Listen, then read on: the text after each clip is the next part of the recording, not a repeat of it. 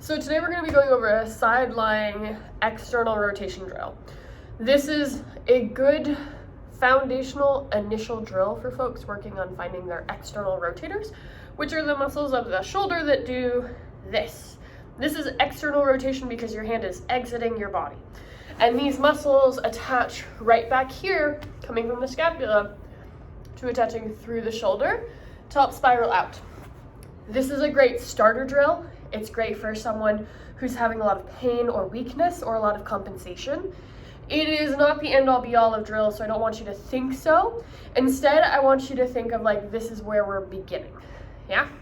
So what you're gonna need is you're gonna need a tiny little weight. This is 1 pound, which is the equivalent of a can of beans. So if you don't have a cute little weight like this, just grab like a can of beans or anything that's 16 ounces from your pantry and you'll be fine. And we're also gonna be using a foam roller to help a little bit with positioning. So you're gonna lie on your side with the foam roller between you and the wall.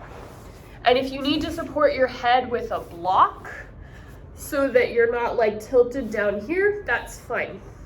But what I want is I want your shoulder blades engaged back against the foam roller. So don't let your shoulder round forward.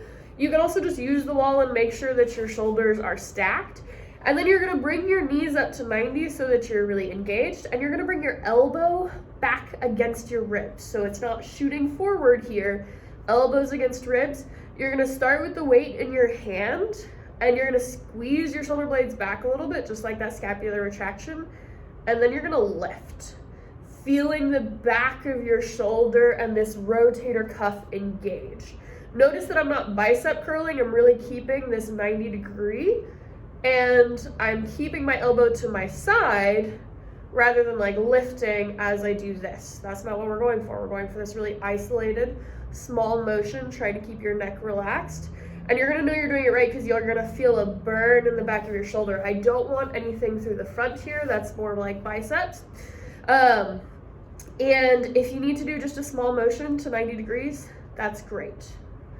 Try not to over squeeze that way. Just think about keeping the elbow pinned here. If you over squeeze, imagine you pulling your elbow down, you'll engage your lat a lot. And this is what it looks like a little bit more from this downwards angle, right? Is elbow here, rotating up, keeping shoulder blade engaged and back.